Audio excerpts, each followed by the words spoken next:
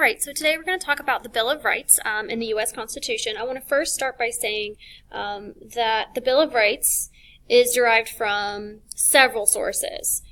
For example, English law, Enlightenment ideas, experience of American colonists, early attempts at self-government, debate over ratification of the United States Constitution.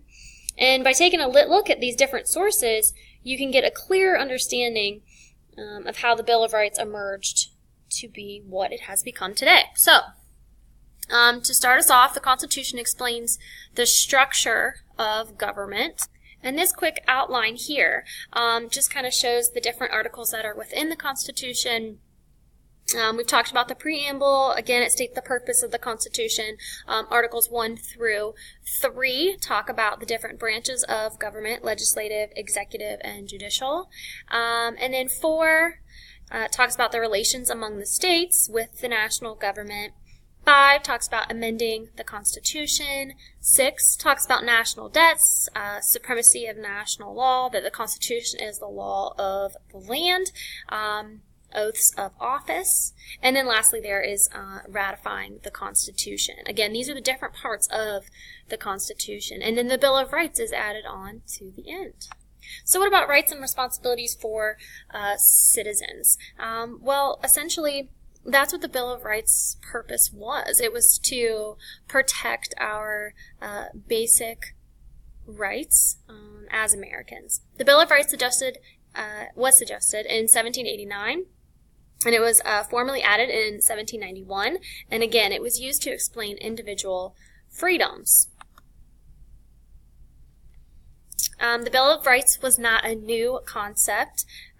When creating the Bill of Rights, we looked at some previously held documents, especially those documents in Great Britain. So, for example, the English Bill of Rights of 1689. This document confirmed that monarchs could not collect new taxes or raise an army without Parliament's consent. It also confirmed many rights like jury trial, the guarantee of a jury trial, right to petition Parliament, freedom of speech and debate in Parliament, protection from excessive bail, safety from cruel and unusual punishment.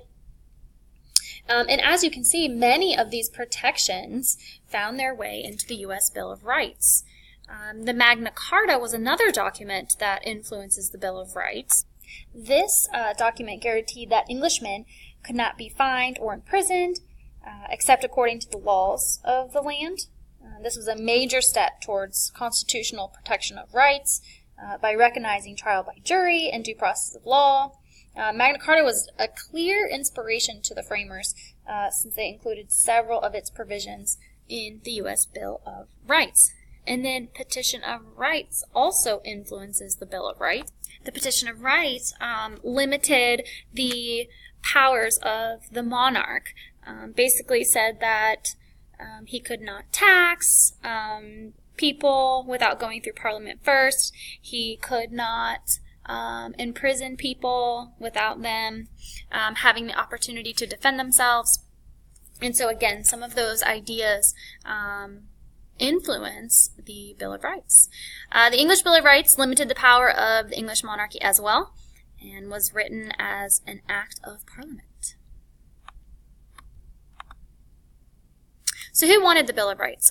Federalists came up with the idea to help anti-feds trust and ratify the Constitution. If you recall, we talked a lot about the differences between Federalists and anti-Federalists.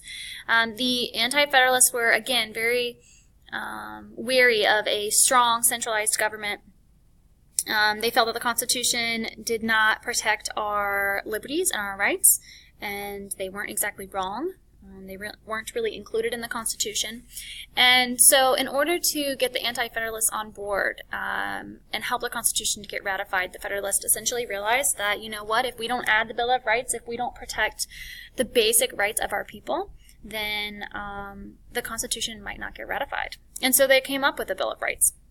People who wanted the guarantee of a number of personal freedoms were obviously big fans of the Bill of Rights. People who wanted to limit the government's power in judicial and other proceedings. and people who wanted to reserve some powers to the states and the public. We're also big fans of the Bill of Rights. So what is the Bill of Rights? The Bill of Rights is 10 amendments to the original Constitution. There are now 27, and 1 through 10 are actually what is known as the Bill of Rights. So our First Amendment, and I'll just go through them very quickly. Our First Amendment, in fact, I'll wait. I think there's a list coming up. So 10 of the most important rights of Americans are within the Bill of Rights, and we would not be who we are today without these first 10 amendments. And the others, for that matter. So where did the idea of the Bill of Rights come from? Again, English Bill of Rights, most Americans of English descent were of English descent at this time, and so that document influences them. Enlightenment philosophers of Locke, Rousseau, Montesquieu, and Voltaire. Specifically, Locke believed that government was put in place, or its purpose was to protect the basic human rights of its people. Voltaire, for example, he believed in freedom of speech and freedom of religion, and that is part of our First Amendment in the Bill of Rights. Also experiences during British rule, so when we were a part of Great Britain, and in the American Revolutionary War. Okay, so this slide here brings us to the amendments, so 1 through 5. First Amendment, again, individual freedoms of expression and religion, which again was inspired by Voltaire. The second is the right to bear arms. There has been some debate in the past over whether the right to bear arms was meant for person of military or if it was all individuals, and it holds still that it's not just military that has the right to bear arms. 3, protection from housing soldiers, although this one is not such a big issue anymore. It was at the time when the Bill of Rights was actually written. 4th, protection from unlawful search. So you can't search someone's home unless you have a warrant.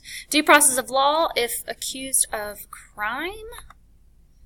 6, right to a fair trial. Rules for civil lawsuits. For 7, 8, right to fair punishment if convicted of crime. 9, allowance of rights not specified in the Constitution. And 10, rights given and maintained by states and people. So again, these are reserved powers for the states. So effects of the Bill of Rights, obviously this made the Anti-Federalists extremely happy because now people's rights would be protected, and that was their biggest concern. They did not like the Constitution until the Bill of Rights was added. Precedent for more amendments. There are now 27 amendments to the Constitution, so it made it clear that the Constitution is and was a living document. People could amend it. You could change it, alter it, delete parts of it, and it could continue to evolve with us and continue to serve the needs of the people of the United States. And citizens, states, federal government know the laws, rights of each entity.